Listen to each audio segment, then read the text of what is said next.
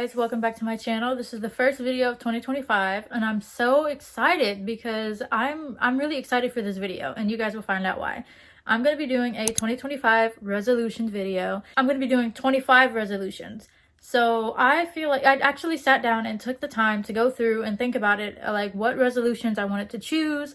I even looked up some for some inspiration and I picked out the ones that really resonated with me. So I'm excited to start this video. Let's get right into it. Also, I just came from Ulta and I bought the Rim Beauty Strawberry Soda Glossy Balm. Look at how pretty it is. I love the shade. And it's so many. Okay, so these are my 2025 New Year's resolutions. And as you can see, I just have it in a list. And I'm just going to start running down the list. And like I said, I have 25 resolutions for this year because it's 2025.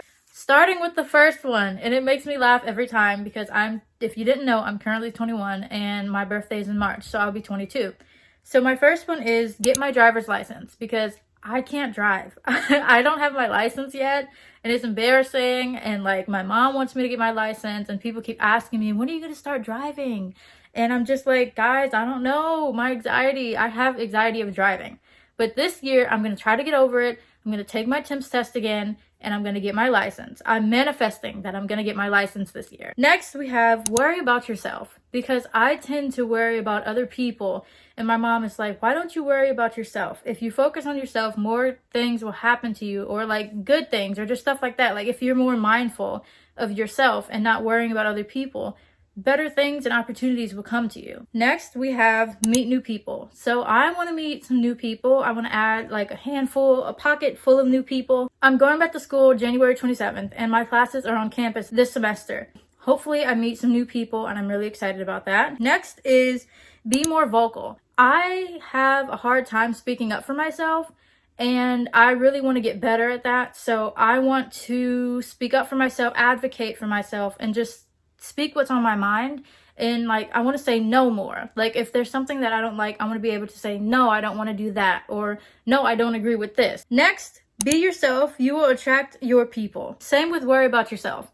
If you stay in your own lane and you worry about yourself and you are yourself, you're authentically you, you will be able to find your tribe and you'll attract your people that are similar to you and stuff that are similar to you. Next, we have be consistent with my skincare routine. As you can see, I'm wearing a star pimple patch on right now, and that's because I'm not consistent with my skincare and I was breaking out. So I want to be more consistent with that. And I want to have a better routine. I already have a handful of products. And if you guys watched my previous videos, I use Bubble a lot. And I use Good Molecules and Peach and Lily. I'm starting to get into that. But that's for another video. If you guys want to know my skincare routine, let me know and I'll drop it for you guys. Be active for 5 minutes a day. So I know it's a little goal, but I want it to be 5. So at least I'm moving my body. And it's 5 minutes a day. So at least I'm moving my body and I'm not just sitting and doing nothing, because I want to be more active. I want to tone more because I finally am weight restored from my eating disorder.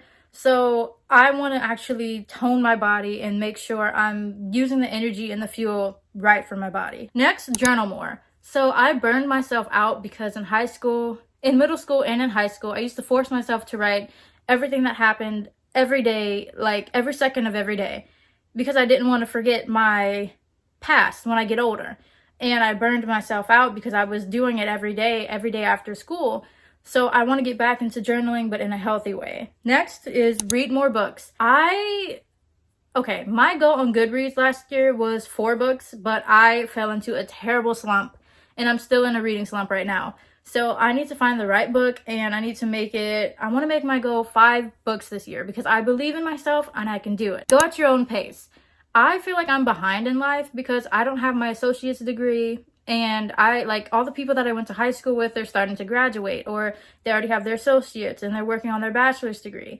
But it's the same thing with worrying about yourself. If you go at your own pace, you'll get there. Like you'll get where you want to go. If your goal is here, you'll get to here eventually. But if you're going at your own pace, don't rush because people that you know are doing other things and they're like farther than you, so you think. Next, declutter for a better mental space. My room is a little cluttered, but we are moving soon. I wanted to tell you guys, but I wanted to keep it a secret at the same time. So now you know. There's going to be a lot of room transformation videos coming your way. Try to cook more. I can make little meals like fried rice and like breakfast. I love making breakfast foods, but I need to learn how to cook so when I move out, I'll be more self-sufficient instead of relying on like DoorDash. Travel. I love to travel. I traveled to 3 places last. I went to Columbus, I went to Michigan, and I went to Chicago. Schedule a weekly reset day. Like when it was during quarantine, I think, my school used to do a reset day on Wednesday because we were at home and we were virtual. I want to do something like that and make it like my own little reset day because things can happen during the week. You can get discombobulated, you can be overwhelmed, you can be frustrated and stressed. But if you take a day to reset and calm yourself, I feel like that's better for your mental health. Set boundaries without feeling any guilt. So it's hard for me to set boundaries, same for me advocating for myself. But if you set your boundaries without feeling any guilt, I feel like you can live better because guilt literally eats away at you. Well, it does for me. And I hate the feeling of guilt.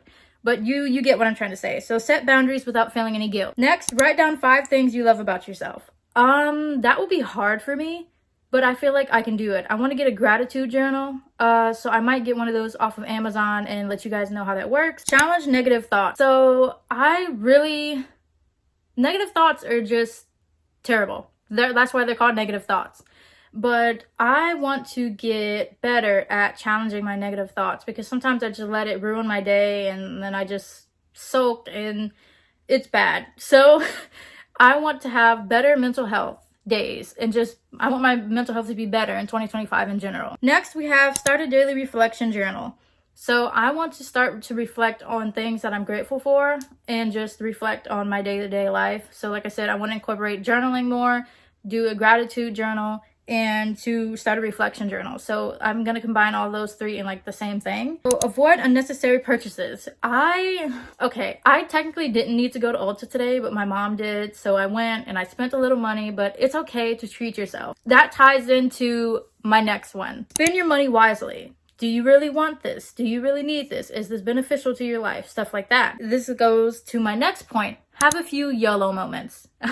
And yes, I actually wrote that because I feel like you only live once. So if you really want to buy that bag and it's the last one on the rack, go for it. But as long as you can afford it financially and you know you can be able to replace it or work harder or pick up more shifts to replace that, I feel like that works too at the same time. So have a few YOLO moments and treat yourself. Take digital detox days. If you're on social media like almost every day, that can be very detrimental for your mental health. But so take a couple of hours or just take maybe 5 minutes, 5, 10, 15 minutes or an hour and increase it day by day or week by week to see how long you can stay off of social media and reflect on how your mood feels to see if you feel any better compared to when you're staying on social media all day and then versus not being on social media.